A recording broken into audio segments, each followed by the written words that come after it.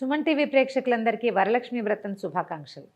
అయితే ఈ వ్రత దినోత్సవం నాడు 9 రకాలు, 5 రకాలు, 3 రకాలు మన శక్తిని అనుసరించి ప్రసాదాలు నైవేద్యాలు సిద్ధం చేసుకుని పూజ చేసుకుంటాం. ప్రసాద నివేదన అయిన తర్వాత కథ వినడానికి సిద్ధమవుతాం.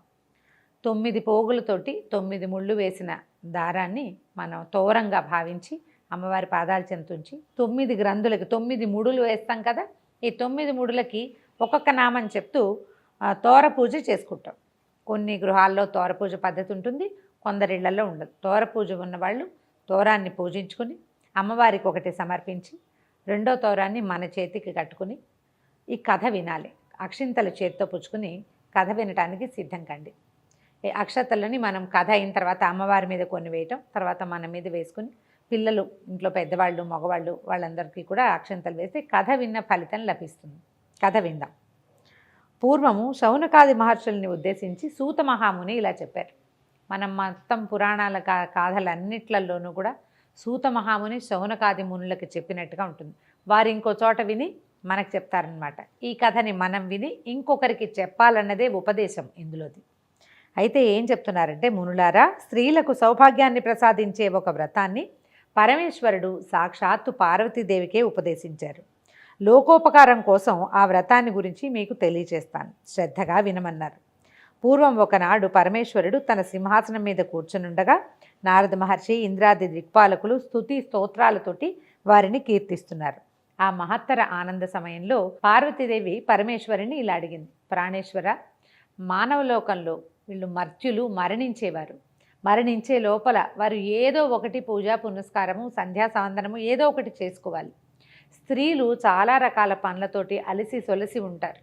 అలాంటి వాళ్ళకి ఇబ్బంది లేకుండా తేలికగా లక్ష్మీ సౌభాగ్యాన్ని కానీ, సౌభాగ్యవతి సౌభాగ్యాన్ని కానీ పొందాలంటే ఎలాంటి వ్రతాన్ని చేయాలి అని పార్వతీదేవి మన కోసమే, మానవుల కోసం పరమేశ్వరుని అడిగిందట. ఆ సమయంలో పరమేశ్వరుడు ఏం చెప్పాడట, పుత్రపౌత్రాభివృద్ధిగా ఉండడానికి, తర్వాత అఖండ సౌభాగ్యవతిగా ఉండడానికి, దాంతోపాటుగా సంపదలు కూడా వృద్ధి చెందటానికి సులువైన వ్రతం ఒకటి ఉన్నదని, సకలైశ్వర్యాలు కలిగి ఉండాలంటే ఇది చేయాలన్నారు. ఇది ఎలా చేయాలట, శ్రావణ మాసంలో పౌర్ణమికి ముందొచ్చే శుక్రవారం నాడు ఈ పూజ చేయాలని చెప్పారు. చెప్తే అప్పుడు పార్వతీదేవి అడిగిందట, ఇలాంటి వ్రతాన్ని ఇంతకుముందు ఎవరైనా చేశారా? దానివల్ల తమరు సెలవిచ్చినటువంటి అన్ని సౌభాగ్యాలు పొందిన వాళ్ళు ఎవరైనా ఉంటే వాళ్ళని గురించి చెప్పమంది. అప్పుడు ఈయన చారుమతీదేవి కథ చెప్పారు. కథ చిన్నది కానీ ఇందులో మనం తెలుసుకోవాల్సిన చాలా విషయాలు ఉన్నాయి. పూర్వం మగధ దేశంలో కుండినం అనే ఒక నగరం ఉండేది. ఇది చాలా అందమైన నగరము, బహుజనులు నివసించే ప్రాంతమట. అయితే ఈ ప్రాంతంలో చారుమతీదేవి అని ఒక సాధ్వి, ఒక ఆవిడ ఉండేది. వీడు చాలా సద్గుణ సంపన్నురాలు, చాలా బుద్ధిమంతురాలు. భర్తని, అత్తమామల్ని విశేషంగా సేవించేది. ఇంటికి వచ్చిన అతిథి అభ్యాగతలు సేవ చక్కగా చేసేది, లోకోత్తరమైన గుణాలు కలిగినటువంటి సాధ్వి. అయితే ఒకనాటి రాత్రి ఆమెకు స్వప్నంలో లక్ష్మీదేవి కనపడిచిందట. స్వప్న దర్శనం ఇచ్చి ఏం చెప్పిద్దట, నీ సద్గుణాలకి నేను మెచ్చాను, నీకు కావలసిన వరాలు ఇవ్వాలనే కోరికతోటి నువ్వు ఏ వ్రతం చేసుకోవాలో అది ఉపదేశించడానికి నీ కల్లో కనపడ్డానమ్మా.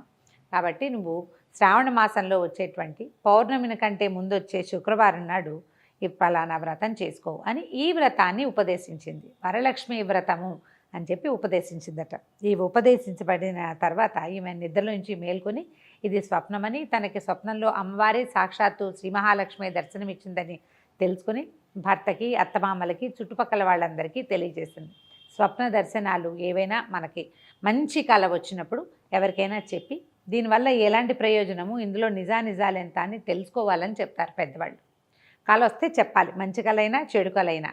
ఇది మంచి కళ కావడంతో విశేషంగా అందరికీ చెప్పిందట ఆవిడ. చెప్తే అప్పుడు ఏమన్నారంటే, శ్రావణ మాసం త్వరలో రాబోతోంది, అప్పుడు ఈ వ్రతం చేసుకుందాం.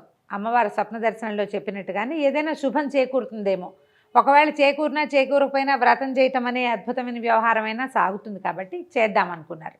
ఆ తర్వాత ఆవిడ ఏం చేశారట, 2-3 నెలల తర్వాత శ్రావణ మాసం వచ్చింది. ఆవిడ తన భర్త ప్రోత్సాహంతో పట్టణంలో ఉన్నటువంటి స్త్రీలందరికీ కబురు చేసిందట. ఈ రోజున అమ్మవారు వ్రతం చేసుకోమని ఆదేశించింది కాబట్టి ఎవరెవరి గృహాలలో వాళ్ళు వ్రతాలు చేసుకోండి, మా ఇంటికి రాగలిగిన వాళ్ళు రండని చాటింపులాగా ఒక పేరంటానికి పిలుపు చేశారనమాట. ఆమె ఇంటికి చాలామంది, ఆమె యొక్క బంధువులు, స్నేహితులు, తెలిసిన వారు, చుట్టుపక్కల ఇళ్లల్లో వాళ్ళు అందరూ వచ్చారు.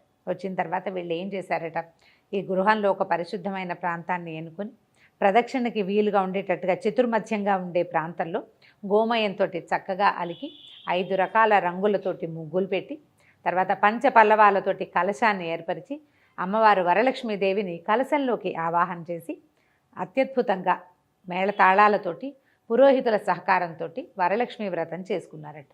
వ్రతం అనగా ఏమిటి? పూజ ఒక విధానం ప్రకారం చేయటం.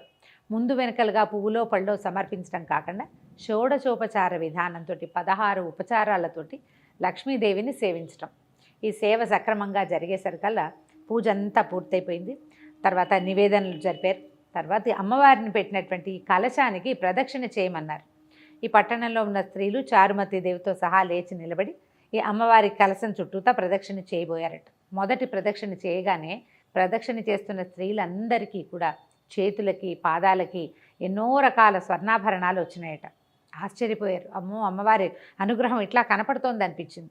మళ్ళీ రెండో ప్రదక్షిణ చేయగానే వీళ్ళ ఇళ్ళు ఎవరెవరైతే ఇక్కడ ప్రదక్షిణ చేస్తున్నారో ఆ అందరి గృహాలు కూడా ధన కనక వస్తువాహనాలతోటి నిండిపోయినాయట.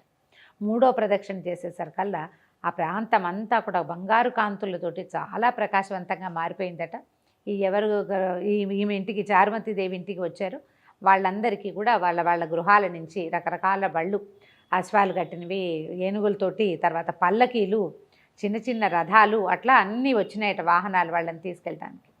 ఆ వచ్చిన అతిథి అభ్యాగతులందరికీ కూడా అంటే వ్రతానికి పిలువబడి వచ్చిన వాళ్ళే కాకుండా ఏదో వ్రతం జరుగుతోంది విశేషంగానే వాకిళ్లలో నిలబడి చూసిన వాళ్ళకి కూడా విశేషంగా వాయనాలు, తాంబూలాలు సమర్పించి భోజన భాజనాదులతోటి సత్కరించి పంపించారు చారుమతీదేవి, ఆమె భర్త కూడా.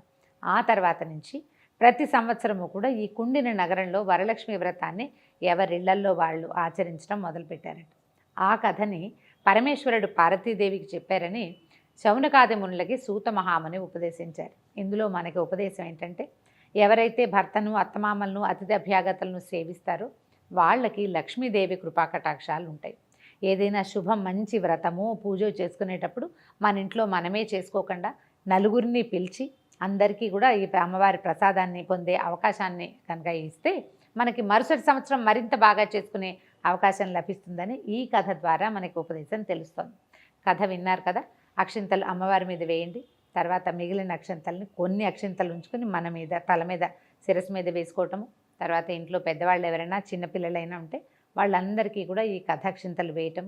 మనతో పాటు ఉన్నటువంటి ముత్తైదులు ఎవరైనా ఉంటే వారికి అమ్మవారి పేరుతోటి ఒక తోరాన్ని, వాయనాన్ని సమర్పించి వారి ఆశీర్వాదాలు తీసుకోండి.